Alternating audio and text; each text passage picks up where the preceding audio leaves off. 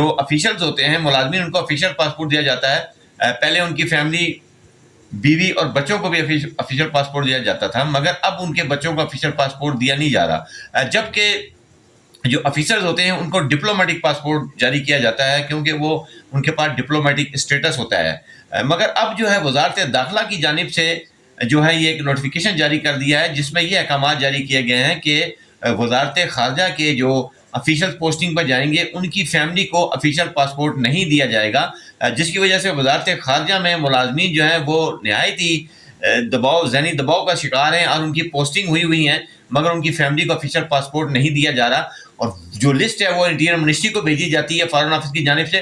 Interior ministry چاہے تو ان کو افیشل پاسپورٹ کے لیے اپروول دے دے، اگر چاہے تو نہ دے.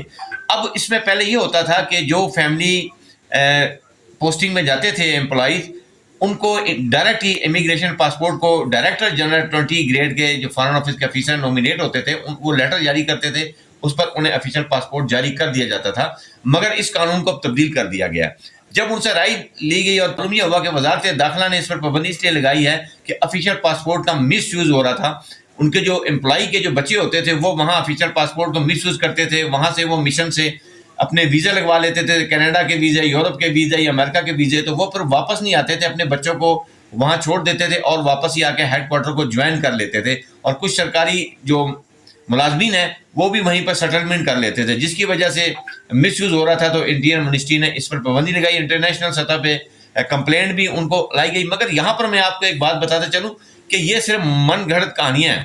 دیکھیں قانون میں جو ہے افیشل پاسپورٹ جو سرکاری ملازمین افیشل ڈیوٹی پر جائے گا مشن میں اس کی فیملی کو افیشل پاسپورٹ ملے گا. یہ قانون ہے، یہ پہلے بھی ملتا رہا ہے. اور جو افیسرز ہوتے ہیں ان کو ڈپلومیٹک پاسپورٹ دیا جاتا ہے، ان کو ڈپلومیٹک اسٹیٹس کے ساتھ بھیجا جاتا ہے.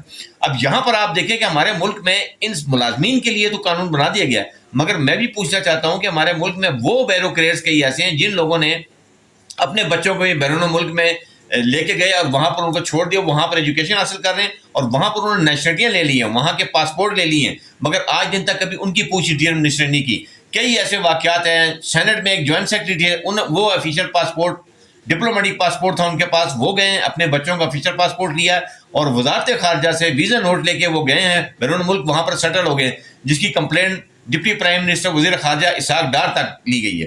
مجھے بتائیں کہ اس کے بعد میں آگے چلتا ہوں کہ ہمارے جو ججز ہیں جب وہ ریٹائرڈ ہوتے ہیں تو ان کے پاس بھی ڈپلومیٹک پاسپورٹ ہوتا ہے، پھر وہ اپنی فیملی کو بیرون ملک لے جاتے ہیں، کینیڈا امریکہ جیسے ملکوں میں لے کے جاتے ہیں، وہاں پر وہ نیشنلٹی کلیم کر دیتے ہیں، ان کو وہاں کا پاسپورٹ مل جاتا ہے. ہمارے بیوروکریٹس بھی شامل ہیں، ججز بھی شامل ہیں. تو آپ وہ جو ملازمین جو بیچارہ غریب ملازمین ہیں آپ اس کے لیے تو قانون بنا رہے. اس سے وزارت خارجہ میں جن لوگوں کی پوسٹنگ ہوئی ہے، جو امپلائی ہیں وہ اس ٹائم پریشان حال ہیں کیونکہ ان کی پوسٹنگ ہوئے 6 مہینے ہو چکے ہیں مگر ان کی فیملی کو افیشل پاسپورٹ دیا نہیں جا رہا. اور جب وہ ایمبیسی میں جاتے ہیں تو ایمبیسی ان کو آرڈنری پاسپورٹ اور ویزا نہیں دیتی، وہ کہتی ہے کہ کیونکہ آپ کی پوسٹنگ ہوئی ہے سرکاری طور پر تو آپ افیشل پاسپورٹ لے کر آئے.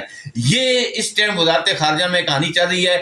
اعلیٰ حکام جو ہے اس ٹائم ان کو چاہیے وزارت خارجہ کو کہ اس پر ایکشن لیں.